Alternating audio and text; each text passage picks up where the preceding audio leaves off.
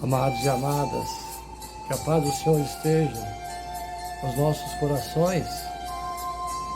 Hoje vamos pregar sobre por que o cristão desiste tão fácil da fé, se desilude tão logo, tão rápido, pelos prazeres do mundo.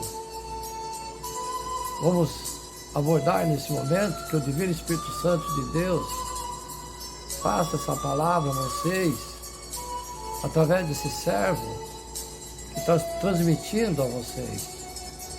Que o Divino Espírito Santo de Deus desça sobre nós e nos dê discernimento ao ouvir a palavra, que nos proteja. Ordeno que expulse os maus espíritos que fazem comichão na mente de quem está ouvindo a palavra, para que peque, não ponha em prática, não ouça a palavra do Espírito Santo de Deus. Prego hoje para o mundo, para os amados e amadas, sendo fiéis à palavra,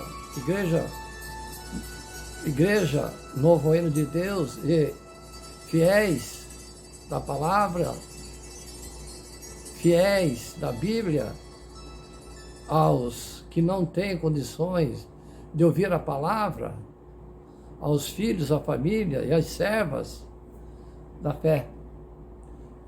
Vamos pregar então, amados e amadas.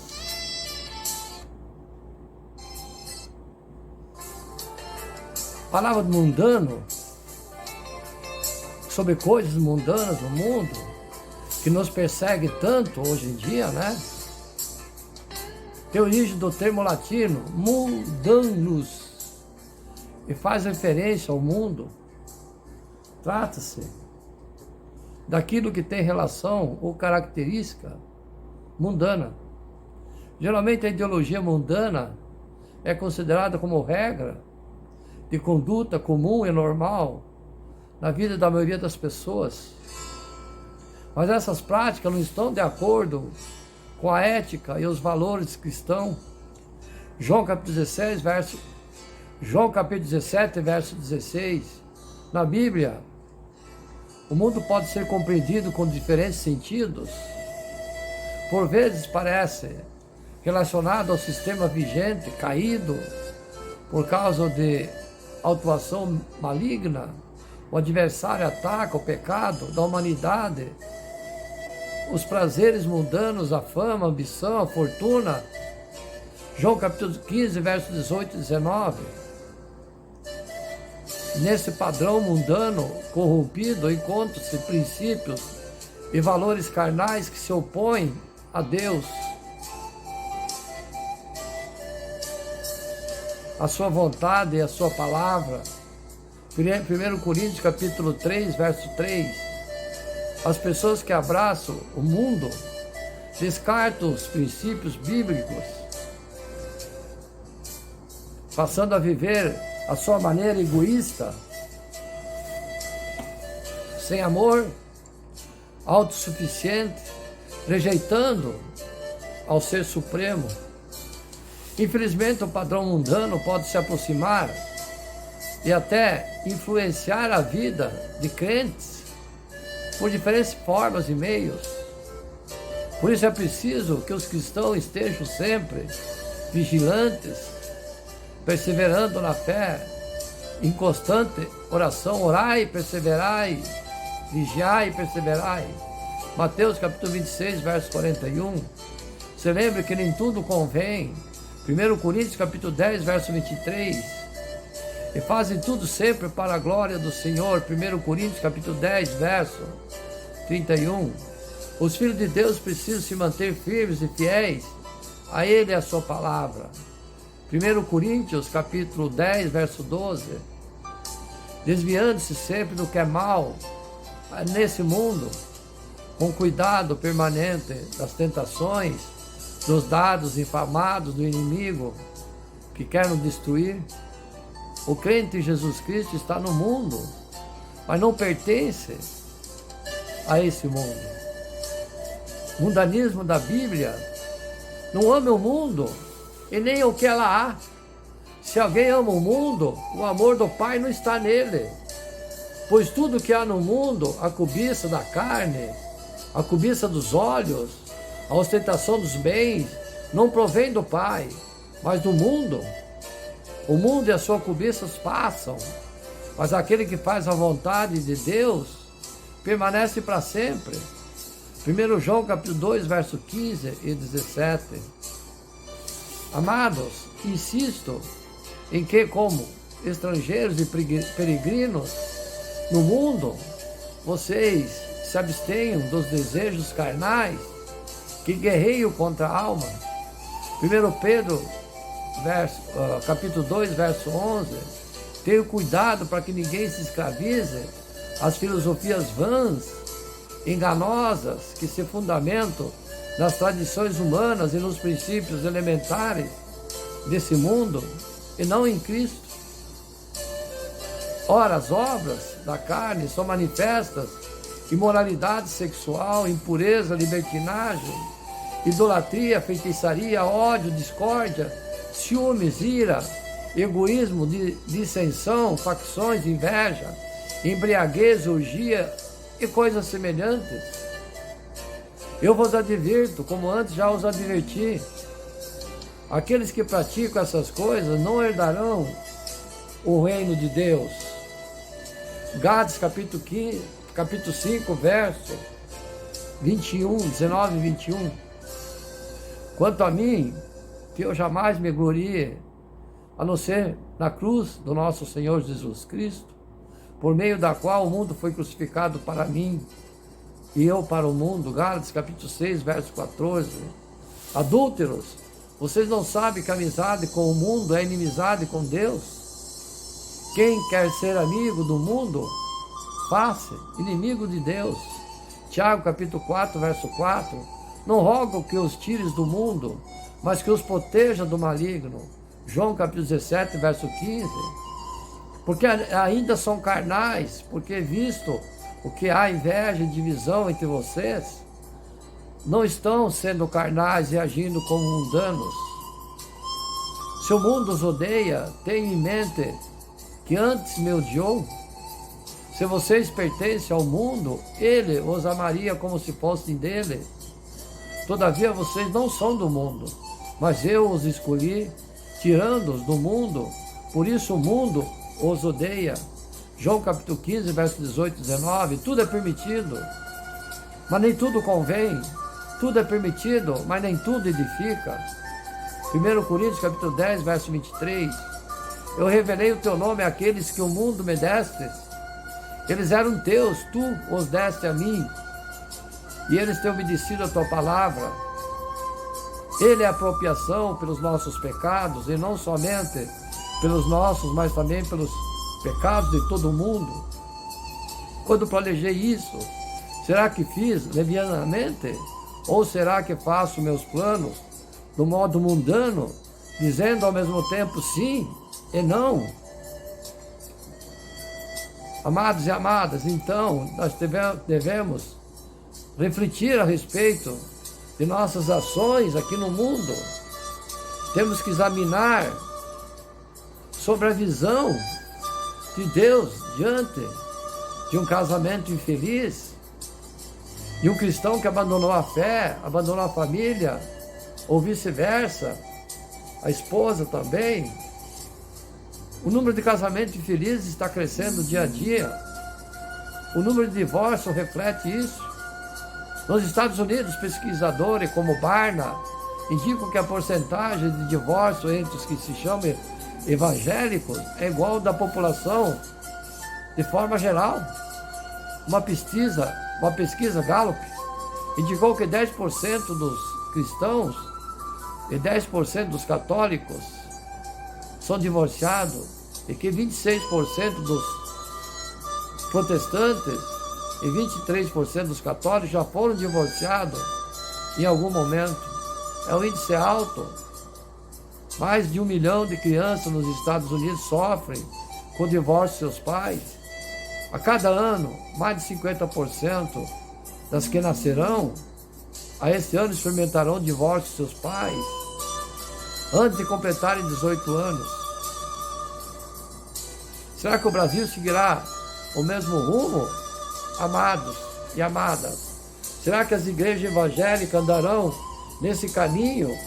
Afirmamos categoricamente que Deus ama os divorciados, que a igreja deve ser um lugar seguro para eles, oferecer esperança em um contexto apropriado para restaurar as suas vidas. Ao mesmo tempo, se a igreja reflete a sociedade de uma forma geral quanto ao número de seus membros que procuram o divórcio, temos que admitir que o Evangelho não aceita o divórcio. A igreja precisa ser um lugar seguro não apenas para divorciados, mas também para os que acreditam no casamento, estão dispostos a lutar para o casamento saudável. Por que o casamento é tão importante para Deus? Porque Ele insiste que o que Deus uniu, ninguém separe. Mateus capítulo 19, verso 6. Os propósitos de Deus para o casamento incluem revelar a imagem e semelhança dele e os seus propósitos em nos criar, abrindo espaço para experimentarmos a comunhão que Ele tem. Gênesis capítulo 1, verso 26 e 27.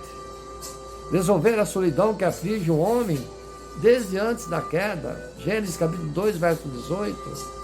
Dar a cada pessoa a oportunidade de formar uma família, principalmente para aquele cuja família de origem era disfuncional. Gênesis capítulo 2, verso 24. Celebrar no ato sexual uma intimidade não apenas física, mas emocional e espiritual. Deus fez questão que esse ato expresse o verdadeiro amor, marido e mulher, pureza e aliança, pacto, reservando por essa razão para o casamento. Gênesis capítulo 2, verso 24.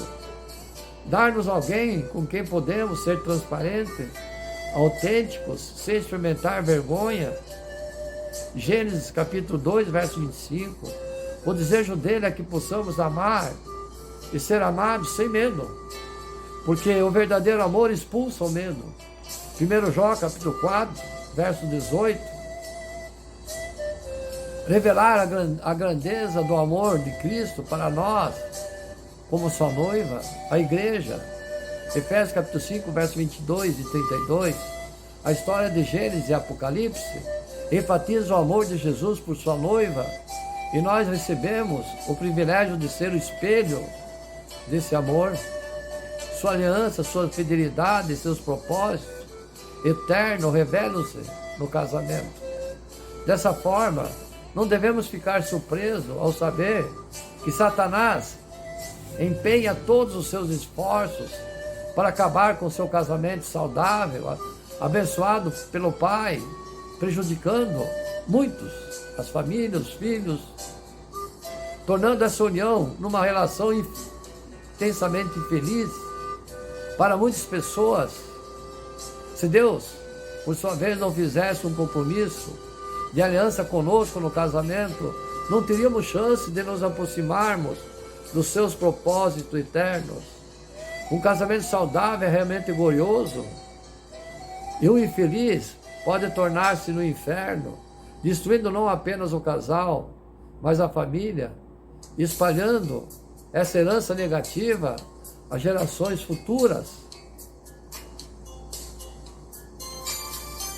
Débora foi uma profetisa, trabalhou muito na restauração de vidas.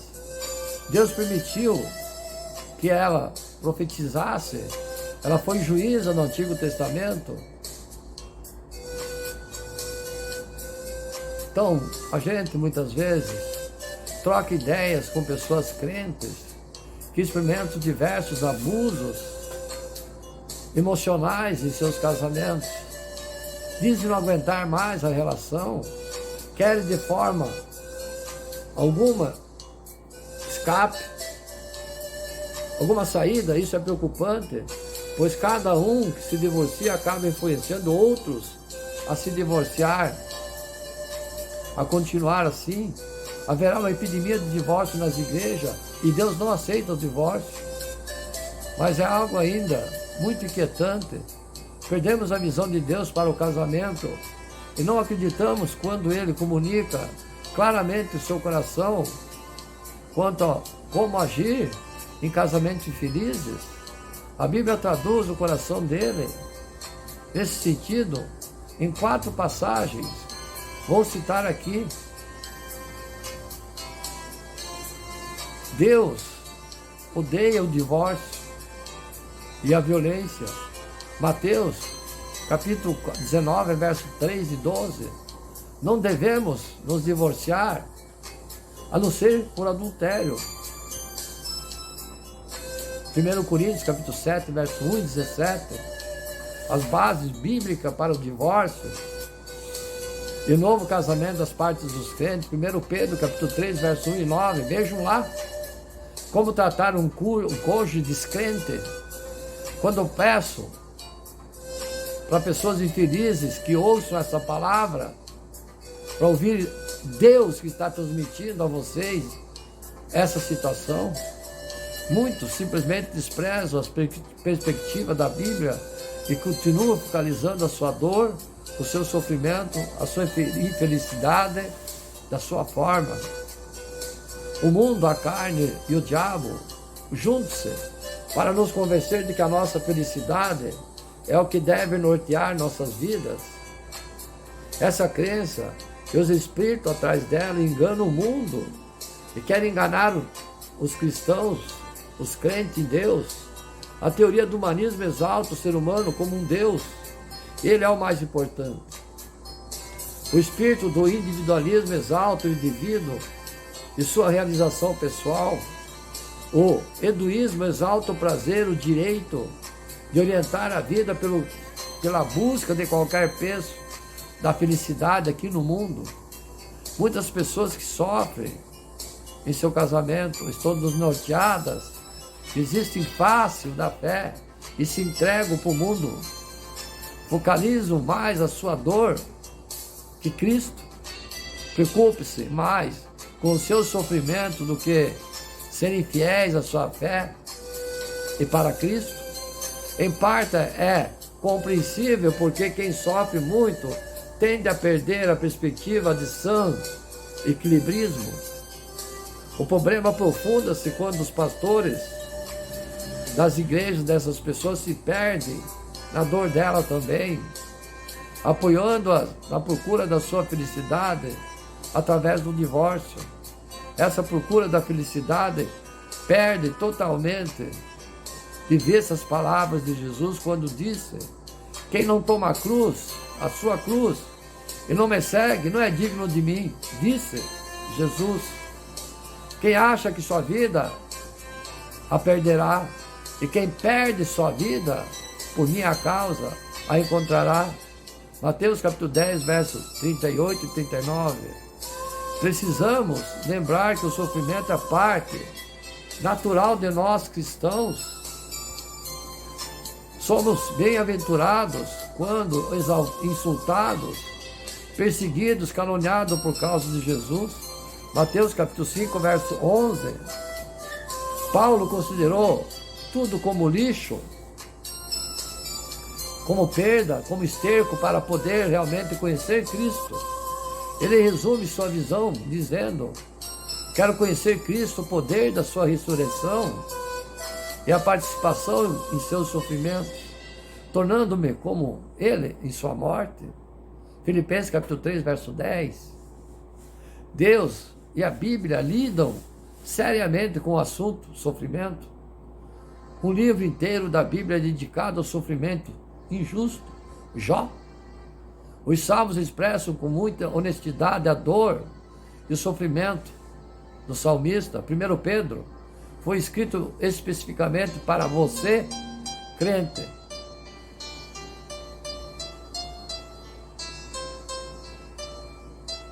Que sofre nas diversas situações da sociedade, em casa, no emprego. Pedro ressalta que Jesus é o nosso exemplo de como enfrentar o sofrimento e que devemos andar em seus passos. 1 Pedro, capítulo 2, verso 21. Todos sofremos, todos nós. crentes, não crentes, doenças, acidente, catástrofe, problemas financeiros, morte de alguém querido, até a nossa morte, assalto, casamento difícil. Como o cristão responde a esse sofrimento, pode ou não refletir a glória de Deus e o exemplo de nosso Senhor Salvador. Caráter forma-se na fornalha. Paulo considera que os nossos sofrimentos atuais não podem ser comparados com a glória que em nós será revelada. Romanos capítulo 8, verso 18. Conheço poucas pessoas que têm sofrido fisicamente, tanto quanto várias pessoas com doenças crônicas, que passam grande parte da sua vida com dores intermináveis, que se internam em hospitais e diversas vezes são desenganados pelos médicos. Mas a glória de Deus, temos que ver, temos que esperar no tempo dele. Quem sofre no casamento tem um convite para esse caminho da glória. Há também a opção de fugir desse caminho estreito, trocando a glória de Deus e por sua própria felicidade. Lembremos, felicidade e alegria não são sinônimos. Felicidade é circunstancial, afetada por muitas coisas, como desemprego, dor, conflito, adversidade, intriga. Alegria é um fruto contínuo do Espírito Santo de Deus. Gálatas capítulo 5, versos 22 e 23. E uma expressão fundamental do reino de Deus, Romanos capítulo 14, verso 7. Saber a diferença de viver nessa alegria não é algo automático, é um aprendizado. Paulo aprendeu a adaptar-se e contentar-se em qualquer circunstância, através da graça de Deus que o fortalecia. Filipenses capítulo 4, verso 11 e 13. Deus quer que tenhamos uma alegria que não depende do nosso cônjuge. Este não tem o poder de dominar nossos sentimentos, nossa fé. Nós mesmos escolhemos o que somos responsáveis por nossas escolhas. Quando deixamos o nosso cônjuge ter um poder indevido sobre nós, um tipo de idolatria em nossas vidas, que gera uma série de sequelas, não só para nós, mas também para os nossos filhos. Isso significa que Deus não se importa com o nosso sofrimento, que Ele não dá ouvidos ao nosso clamor, de maneira alguma. Não. As Escrituras nos falam constantemente do seu amor por nós, da misericórdia e compaixão de Deus. É exatamente por causa do seu imenso amor que Ele não permite que adotemos práticas que irão nos prejudicar ainda mais. A pergunta mais pertinente é se nós confiamos o suficiente em Deus para acreditar que os seus mandamentos existem para o nosso maior bem-estar. Anúncio.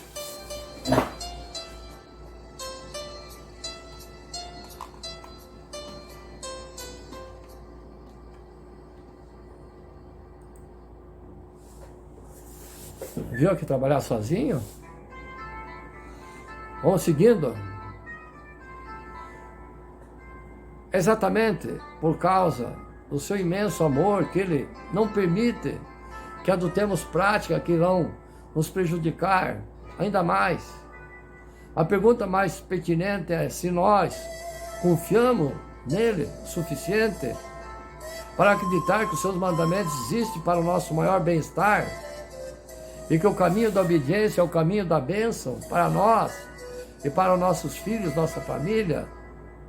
Vamos ver rapidamente o intuito de passagem que fala da visão divina sobre como agirmos em casos de casamentos infelizes. Vamos iniciar, atenção, amados e amadas. 1 Coríntios capítulo 7, que fala especificamente de pessoas crentes casadas com descrentes. Aqui Deus chama o cônjuge cristão a olhar para o casamento à luz da eternidade. O alvo não é ser realizado alegre ou sentir-se bem. O alvo é salvar o cônjuge e a santificação dos filhos. Se o cristão procura o divórcio, quando o cônjuge não quer isso, E o não crente terá bastante razão para sentir-se ferido, magoado e amargurado, não apenas com o cônjuge, mas também com Deus e com a igreja que apoia o divórcio, que for o caso. Mas Deus não apoia o divórcio. Quanto aos filhos, alguém pode até achar que eles viverão muito melhor longe do pai ou da mãe. Com certeza, se houver violência no lar, uma separação temporária, de acordo com o mundo, seria indicada. Mas os efeitos negativos dessa separação nos filhos são irreparáveis. Também existe um impacto sério no mundo espiritual, porque Deus não aceita o divórcio, a não ser com justo motivo, adultério. Quando Paulo fala que o cristão deve ficar casado para que os filhos sejam santificados, 1 Coríntios capítulo 7, verso 14, eu entendo que quando o cristão honra a aliança do casamento, obedecendo a Deus, que ele se comporta com fidelidade e amor num contexto difícil, os filhos ganham uma herança espiritual abençoada que de outra forma não poderiam adquirir. Se houver a quebra da aliança, o afastamento dos planos de Deus, a procura da sua própria felicidade, fica acima de qualquer coisa, também será transmitida como herança do mundo espiritual para as crianças, porém amaldiçoada. Tem pais que tiveram casamentos difíceis, sofreram muito, mas a herança às vezes passou para os filhos, que hoje têm uma visão sobre o casamento que permanece até a morte os separe, fortalecendo tremendamente os momentos de dificuldade com a ajuda dos pais. Tem que passar esse legado aos filhos, como você recebeu. É muito maior do que qualquer dinheiro ou posse que você poderia deixar a eles. Não apenas aos filhos, mas para a igreja inteira, o mundo, os irmãos, com todo o seu desespero, ganham confiança, esperança de que um casamento saudável é possível, sim. Essa herança alcançará pessoas de gerações muito além. 1 Coríntios capítulo 7 mostra que existe um padrão de comportamento mais elevado para o crente do que para o não crente. O não crente não conhece Jesus, não tem o poder do Espírito Santo, não sente obrigação alguma de evitar o que Deus odeia e não sente nenhuma necessidade de obedecer a palavra de Deus. Ele pode divorciar-se, Paulo diz, porém, que o crente não pode. O crente não pensa primeiro em si mesmo. O propósito de Deus ao criar o homem não é a sua autorrealização em si, que ele, o mesmo. O propósito de Deus ao criar o homem não é a sua autorrealização em si, o que ele glorifique e desfrute do Pai pela eternidade. O cristão pensa primeiro na glória de Deus e, em segundo lugar, conforme essa passagem, nas consequências eternas para sua família, sua esposa e filhos. Por incrível que pareça, nas passagens que Jesus e Pedro e Paulo não mencionam sobre a felicidade de uma pessoa no casamento difícil, também não mencionam o amor ou a falta do mesmo. Ao falar de razões justificáveis para o divórcio, esses textos tratam de comportamento e objetivo visíveis. O adultério, Mateus capítulo 19, e o abandono, capítulo 1, Coríntios capítulo 7, ainda que em outro contexto, Jesus fale do adultério que acontece no coração, Mateus capítulo 5, verso 27 e 30. Em Mateus 19, 1 Coríntios capítulo 7, Jesus e Paulo não estão falando de adultério ou de abandono emocional. Falam de comportamentos objetivos e visíveis que um tribunal de justiça reconheceria. Jesus, Paulo e Pedro não fazem alusão de como uma pessoa não crente trata o seu cônjuge. Não se refere ao abuso físico ou emocional. O profeta Malaquias, sim, indica que Deus odeia o divórcio, a violência. Uma pessoa casada com um cônjuge violento deve tomar medidas necessárias para proteger, colocando limites saudáveis e afastando-se dele do agir de forma violenta. Tanto o livro Limites, que às vezes explica a você como agir, como amor, tem que ser firme. Então, eu quero dizer a vocês que só pode separar com adultério. Se teu marido é violento, ore. Orações movem montanhas. Se alguém não consegue se proteger da violência do seu cônjuge, crente ou não crente, talvez precise separar-se sob a violência. Por isso você deve escolher muito com quem você vai se casar. Infelizmente, pessoas crentes também podem ser abusivas. Quase sem exceção, abusadores foram vítimas de abuso no passado, provavelmente na infância. A igreja e o cônjuge abusado precisam reconhecer isso e procurar de uma forma do tratamento do problema. Orações, jamais abandonar o que não é crente. Ao mesmo tempo, se o abusador for resistente a tratar-se, a prioridade é dar apoio para que o cônjuge e os filhos não continuem a sofrer os atos de violência. A igreja nunca pode estipular que submeter a qualquer forma de violência seja parte do significar submissão dentro de um casamento. Se o abusador for membro da igreja, é preciso confrontá-lo, corrigi-lo, dialogar, demonstrar, seguindo passos.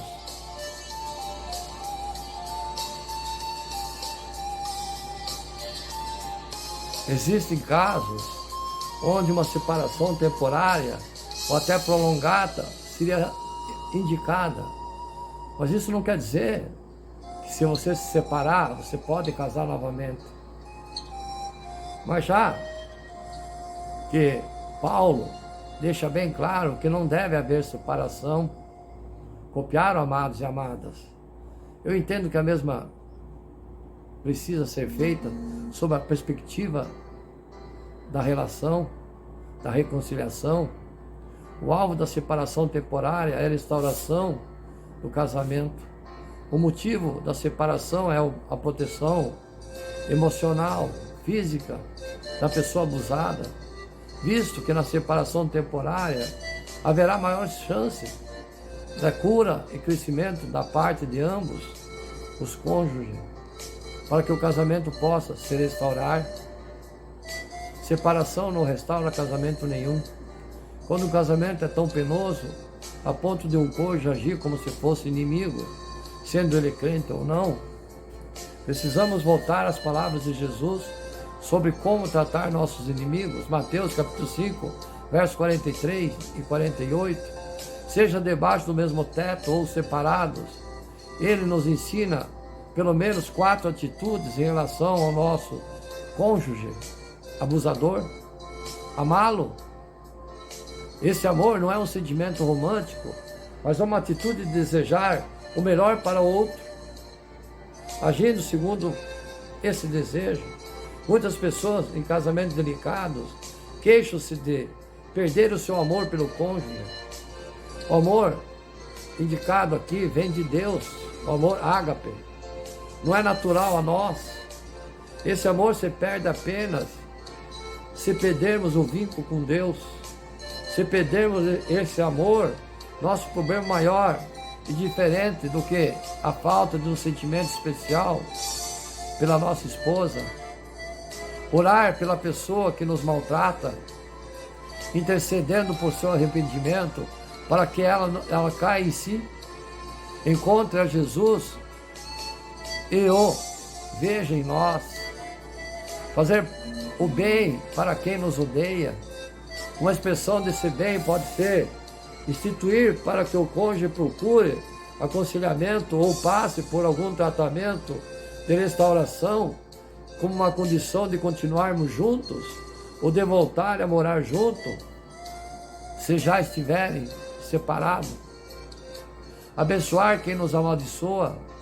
Precisamos lembrar que pessoas abusadas naturalmente abusam também. Pessoas feridas naturalmente machucam outras também. José do Egito, abusado por seus irmãos, em sua dor não percebeu que ele também os machucou profundamente. Precisamos abençoar a nossa família, a nossa esposa, pois do contrário faremos mal para ele ou para ela. Veja 1 Pedro capítulo 3, verso 9. Eu não tenho dúvida de que essas atitudes são impossíveis para qualquer ser humano que depende apenas de si mesmo. Precisamos rogar ao Divino Espírito Santo que nos encha para amar como apenas Ele pode. Ora, se até as dicas de Paulo dá para o casamento bom e saudável, em Efésios capítulo 5, verso 21 e 31, são baseados na condição de sermos cheios de Espírito, Efésios capítulo 5, verso 18, quando mais no casamento disfuncional e abusador. Paulo fala da submissão da esposa ao marido, Efésios capítulo 5, verso 22 e 24, não é uma submissão cega. Existem dois níveis de autoridade acima da autoridade humana em nossas vidas: as Sagradas Escrituras e a nossa consciência. Se, por exemplo, o marido quer forçar a mulher a fazer algo que ela entenda ser contrário ao ensino bíblico ou contra a sua consciência, ela deve desobedecê-lo, ao mesmo tempo que demonstra respeito e até aceita possíveis punição. Veja o exemplo de Pedro e João, que respeitosamente desobedeceram os líderes religiosos em Atos capítulo 5, verso 27 e 42, aceitando as consequências.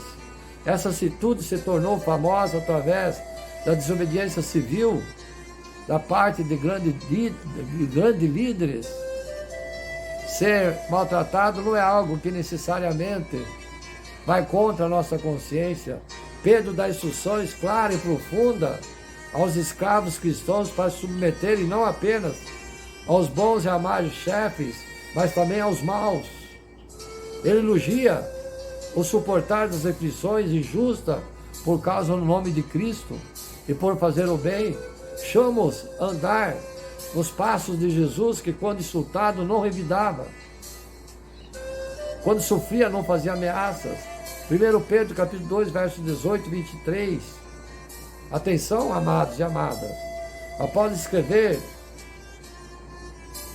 essa palavra do escravo e de Jesus, que aguentou ser maltratado, Pedro inicia tantas instruções para a esposa como para o marido no capítulo seguinte, com as palavras do mesmo modo. 1 Pedro capítulo 3, verso 1 e 7. Ele orienta como agir quando somos maltratados pelo governo. 1 Pedro capítulo 2, verso 13 e 17. Ou no trabalho, 1 Pedro capítulo 2, verso 18 e 21. Essas orientações se aplicam aos maus tratos, o abuso no casamento.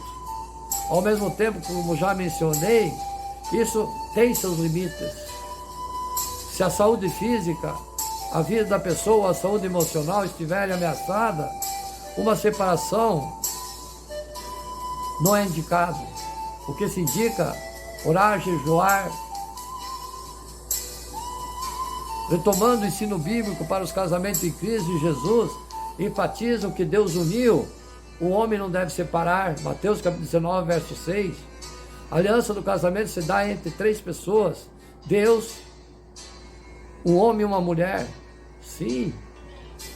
Em primeiro lugar, o divórcio vai contra a natureza de Deus, contra o caráter de Deus, contra demonstrar que somos parte de um povo fiel que cumpre sua palavra e mantém a aliança com Ele. Não deve nos surpreender que Deus odeia o divórcio, porque o divórcio é a destruição de uma família. Quando o crente toma iniciativa para se divorciar e age como um não crente, não acredita que Deus sabe melhor do que ele, não se submete a obedecer a sua palavra, escolhe fazer o que Deus odeia, faz o que lhe convém, provavelmente afasta o seu cônjuge ainda mais da presença de Deus, ajudado pelo adversário. Paulo ensina que, sendo paciente e perseverando no casamento, poderemos ver uma das duas coisas: o cônjuge arrepender-se ou arrebentar-se. No primeiro caso, salvamos nosso cônjuge, o casamento, e resgatamos algo imensuravelmente precioso para os filhos. No segundo caso, se o não crente optar por sair do casamento ou adulterar, ele nos libera dessa aliança, dando-nos até a opção de casar novamente. 1 Coríntios capítulo 7 e Mateus capítulo 19. Lembre que divórcio, somente, a palavra disse aqui, somente com traição, adultério. O que fazer se o cônjuge não crente ou abusador nunca se arrepende e muda, mas permanece dentro do casamento? Isso talvez seja o maior medo dos cristãos que sofrem em um casamento infeliz. Ainda se for necessário se separarem por motivos de abuso, eles devem continuar com as atitudes indicadas sobre os inimigos. Alguém que está num estado prolongado de separação pode perguntar: nunca poderei me casar de novo e ser feliz? Eu entendo que Jesus menciona esse assunto de forma indireta em seu ensino em Mateus capítulo 19, quando os discípulos acham que a visão de Jesus para o casamento é pura utopia. Ele responde: nem todos têm condições de aceitar essa palavra, somente aqueles a quem isso é dado. Alguns são eunucos, porque nasceram assim, outros foram feitos assim pelos homens, outros ainda se fizeram eunuco por causa do reino de Deus. Quem puder aceitar isso, aceite.